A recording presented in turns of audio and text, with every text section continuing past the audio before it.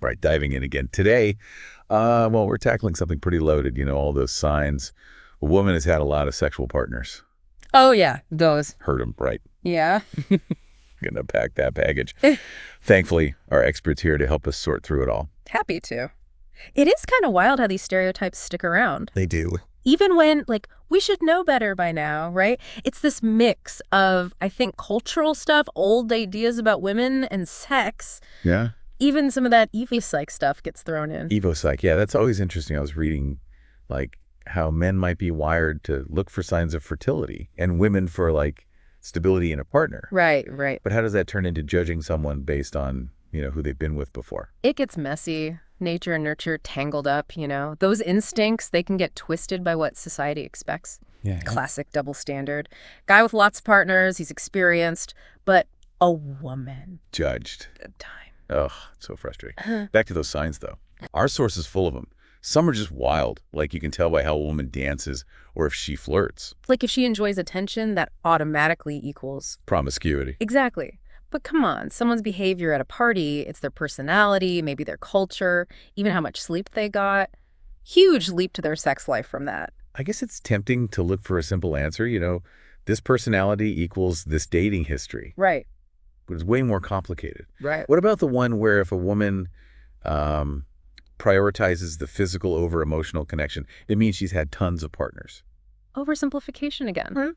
Some people might, sure, but it's not automatically linked. Could be fear of commitment, maybe past relationships were bad, or hey, maybe they just like keeping things casual. It's their choice. Fear of commitment, that's real. And yeah, I can see how if someone's been hurt before, Makes sense, yeah. they might hold back. So instead of assuming, maybe we should be asking, what might be making this person act this way? Exactly. Understand, Don't judge. There's a story there. It's almost never as simple as that stereotype, Right. Then there's the whole thing about social circles being a giveaway. Oh, that one. Like lots of male friends or going to certain bars means something about her past. Guilty by association. We choose our friends, where we hang out, based on shared interests, values.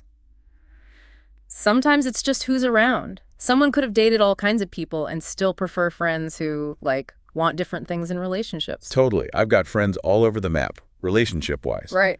Nothing to do with how many people they've dated, it's just them. Exactly, you get it.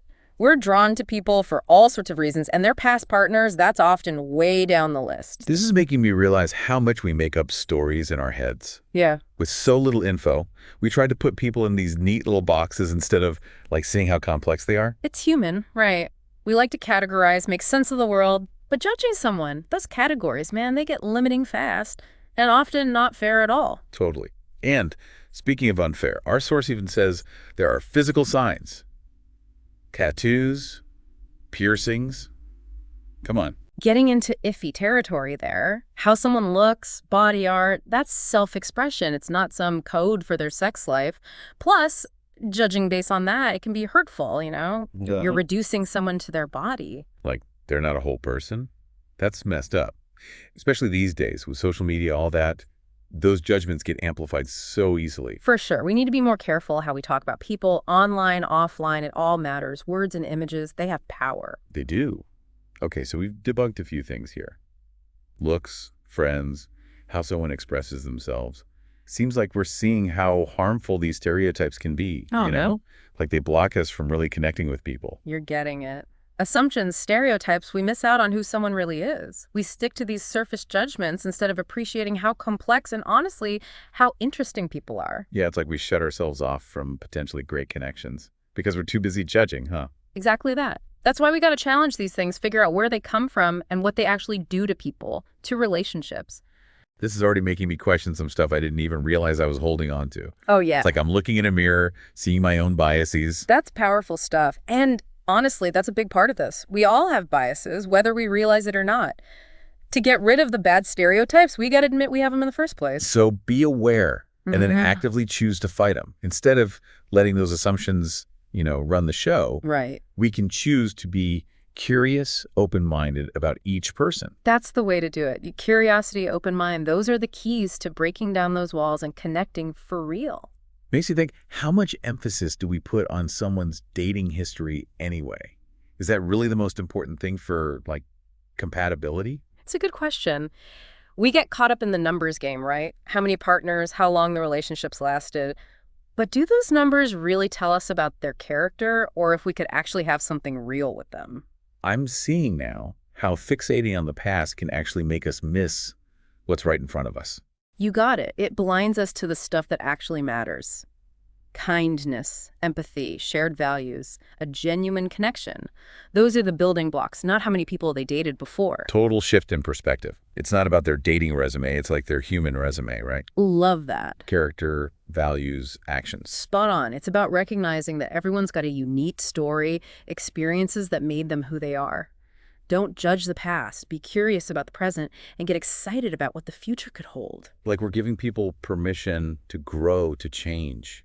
They're not stuck being who they were before. And that's powerful. It means approaching relationships with hope, with possibility, knowing people can change, can grow. This whole deep dive is already making me rethink how I approach dating, relationships in general. It's not about this perfect mold or a spotless past. It's about connecting deeper, appreciating who they are, and supporting their journey. You nailed it. It's about finding someone who shares your values, respects you, and helps you be your best self. This is so much more than debunking myths. It's like a lesson in empathy. Love that. And that's the heart of it, right? Challenge assumptions, see things from different angles, and ultimately choose to connect with more compassion. Man, I'm energized by this. Like we're clearing out the junk to make space for real connections. Beautiful way to put it. Let's hold on to that. As we go forward, let's see each other as people worthy of respect, no matter what their past looks like. Totally on board with that. But before we get too carried away with the good vibes, our source did bring up how someone's past can sometimes, catch up with them. Ooh, yeah, that's tricky territory. The idea that someone deserves bad stuff just because of their past choices, especially in their personal life, that can get really harmful. It sounds almost like blaming the victim, like they should be punished for not fitting into what society wants. Exactly. And it's an old-fashioned idea we need to fight. Everyone has the right to make their own choices, to learn from them without being judged or punished for it. It's about recognizing they can grow, they can change. The past doesn't have to be their future. Beautifully said. Giving people space to evolve, to learn from mistakes, to build a future that reflects who they are now, not who they might have been before. This is really highlighting how we need empathy in these conversations, right? It's not about saying what's right or wrong. It's about seeing how complex people are and choosing to treat each other with more compassion. Couldn't agree more. Empathy, understanding, that's the foundation for healthy, meaningful relationships. Okay, so no judging based on looks, friends, or this idea of the past catching up. What other myths did our source have for us? Well, they got into how someone's clothes, their style, could somehow show their sexual history. Like wearing revealing clothes is a sign. Wow. Okay, that feels particularly judgy. Can we really tell something about someone just by their outfit? No way. Style is self-expression, totally separate from their experiences. Don't mix up what someone wears with assumptions about who they've slept with. Good reminder to celebrate individuality, right? Yeah. Respect choices, not try to force people into boxes. Absolutely. Judging by clothes is unfair, and it keeps those harmful stereotypes alive. It limits how people express themselves and just adds to the pressure from society. Like saying someone who loves bright colors must be super outgoing.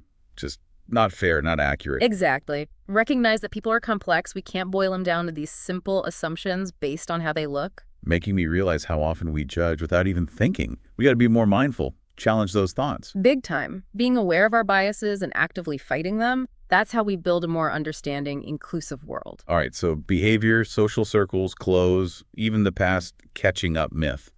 What else did this source bring up? Oh, this one was interesting. They suggested certain physical traits could indicate a woman's sexual history. Seriously, like, are we talking phrenology here? Judging by skull shapes? It's not gonna be a joke, right? It is, and a bad one. No science to back that up at all. It's a dangerous, misleading idea that pushes these harmful stereotypes and reduces people to just their physical features. This isn't just wrong, it feels dehumanizing. Judging someone's character based on how they look. Absolutely right. We gotta remember, everyone's unique, deserves respect, no matter their physical features. This deep dive is showing me how deep these stereotypes run. It's making me question so much stuff I didn't even realize I was holding on to. That's the power of critical thinking, right? Having these conversations, we examine the stereotypes, challenge them, and that's how we start to break them down and build a more inclusive, understanding world. Okay, so we've debunked a lot about judging based on the external stuff. But what about the emotional side? The source mentioned, like fear of commitment or not being able to connect deeply. Ooh, yeah, got to treat carefully here. Past experiences definitely affect how emotionally available someone is, but it's not right to assume everyone who struggles with commitment or emotional depth has had, like, a wild past. So other reasons someone might hold back emotionally. Tons. Fear of being vulnerable, past trauma, trust issues, or maybe they just have a different attachment style. All that can affect how someone approaches intimacy, regardless of who they've slept with. Right, emotional intimacy, that's a personal journey. It is. Everyone goes at their own pace. Exactly. Respect differences, and remember, there's no one right way to do relationships.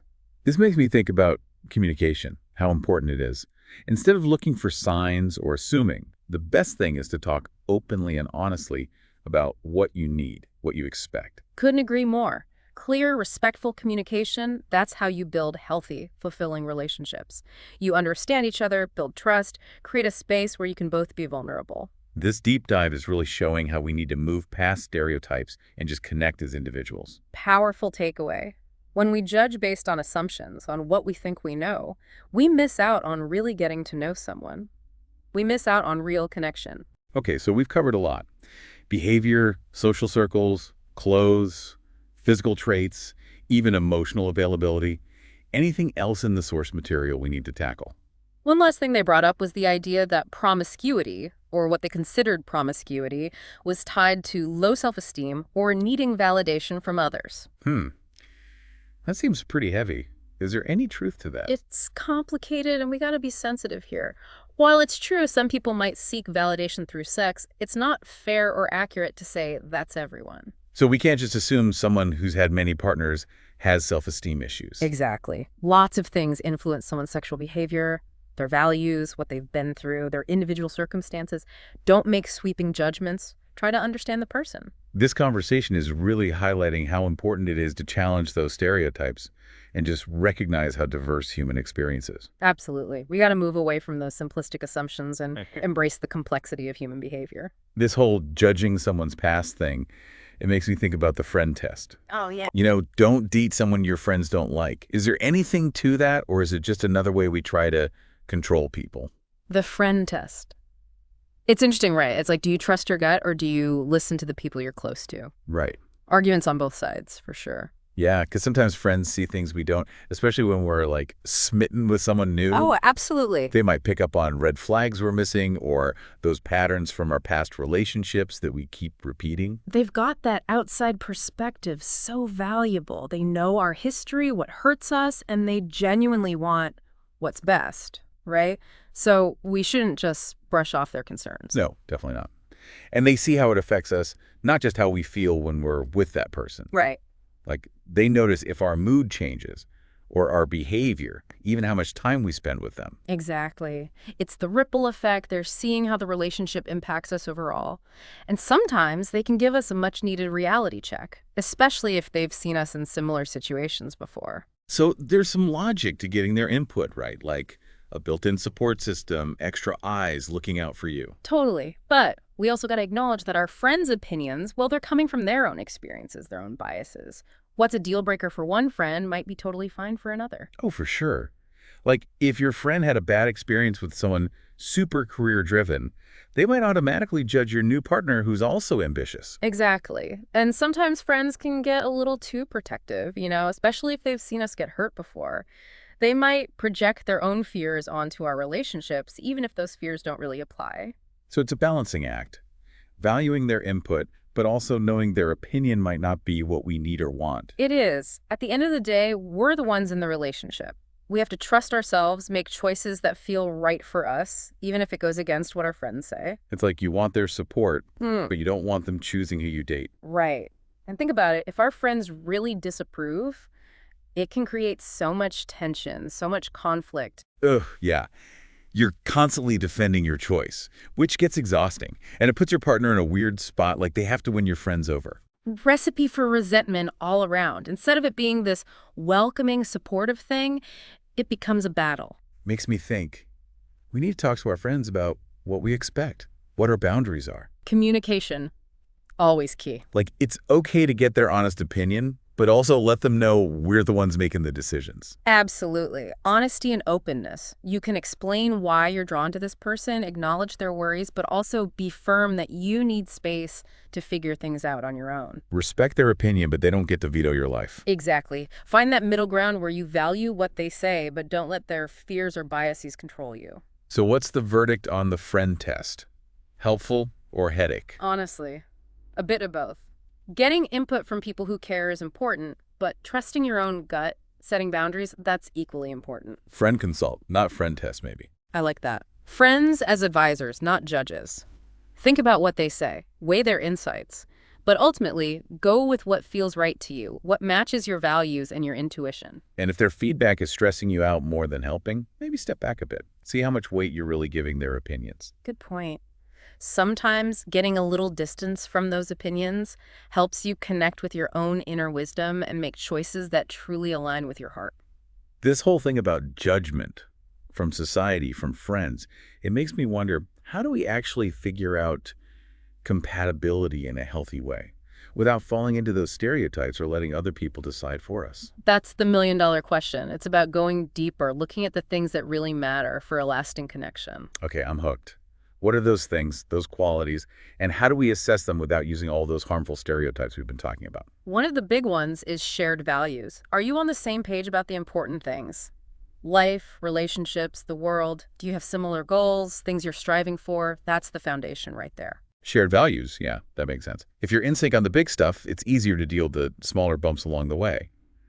But how do you figure that out early on? Is it all deep conversations from date one? It doesn't have to be an interrogation right off the bat. It's more about observing, seeing how they move through the world, what lights them up, what causes do they support, how do they treat other people. Those are all clues. Actions speak louder, right? Mm. You can tell more from how someone treats others than from anything they say about themselves. 100%. And beyond values, there's emotional intelligence. How self-aware are they? Can they handle their emotions? Are they empathetic, understanding towards others? Emotional intelligence, huge. Can you argue without it becoming a disaster? Can you support each other when things get rough? Exactly. It's about being able to handle life's ups and downs together in a mature, constructive way.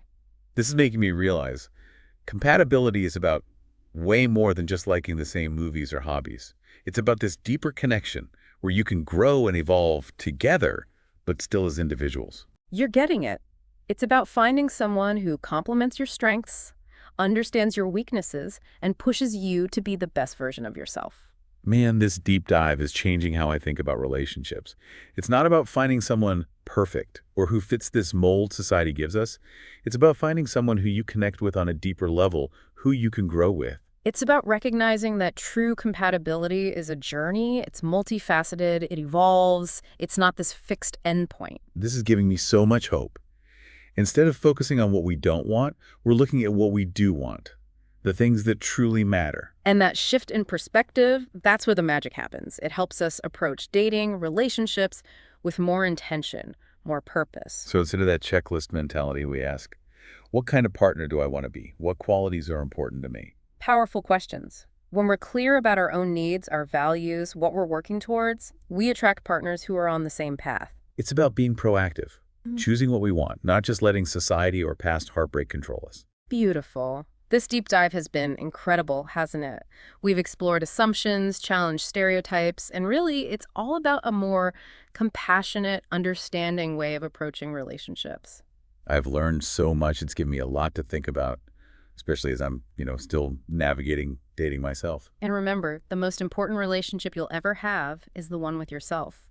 Take care of that relationship, trust your gut, and don't settle for anything less than the love and respect you deserve. That's a great reminder. Like before we can truly connect with someone else, we need to be solid in ourselves, know what we bring to the table. Exactly. From that foundation of self-love and respect, we can build relationships that are real, fulfilling, where both people benefit. This has been so insightful and empowering. Thanks for guiding us through this deep dive. I really appreciate it. My pleasure. And to everyone listening, keep questioning, keep learning, keep growing. Your journey of self-discovery and finding those meaningful connections, it's just beginning. It's funny, right? We've spent all this time on those so-called signs of someone's past. Yeah. But we haven't really talked about why we're so focused on them in the first place. It is kind of fascinating, isn't it? Why are we so quick to judge, someone's worth their potential just based on who they've dated before. It's like we're trying to, I don't know, put a number on their value, which just feels so wrong. Like we're not treating them like a real person. I get it. Our culture is obsessed with measuring everything, but with human connection, those numbers, they just don't tell the whole story, not even close. Right. We're told that someone's past predicts their future. But what if that's not true? What if we looked at it differently? What if instead of that dating resume, we focused on their human resume? Ooh, I like that. Their character, their values, what they actually do. Yeah. Because everyone has a story, right? Yeah. Experiences that shape who they are now. Exactly. So instead of judging that past, let's be curious about who they are now and what they could become. This whole deep dive is making me realize we have a choice in how we see people, how we interact with them. We do. We can keep spreading those harmful stereotypes, or we can challenge them. We can create a dating world that's more compassionate, more understanding. Absolutely. So no more checklists. Instead, we ask, what kind of partner do I want to be? What qualities really matter to me in a relationship? Those are the questions to ask. When you're clear about your own needs, your values, what you're working towards, you'll find people who are on that same path. It's about being intentional, making conscious choices about love instead of just letting society or past heartbreak make those choices for us. You got it. And remember, finding love, it's a journey, not just a destination. It's about figuring yourself out, growing, and learning to trust your gut. This deep dive has been incredible, truly eye-opening. It's like we've peeled back all these layers of societal expectations and found a way to connect that's more authentic, more compassionate. That's what it's all about, right? Embracing our shared humanity, recognizing that we're all complex, and choosing to connect in a way that's meaningful and fulfilling. Yeah. Couldn't have said it better myself. This feels like a great place to wrap up. Thank you so much for sharing your wisdom with us today. I really appreciate it. It's been my pleasure. And to everyone listening, keep questioning, keep learning, keep growing. You are worthy of love and belonging, exactly as you are. Embrace your journey and never stop exploring those amazing human connections.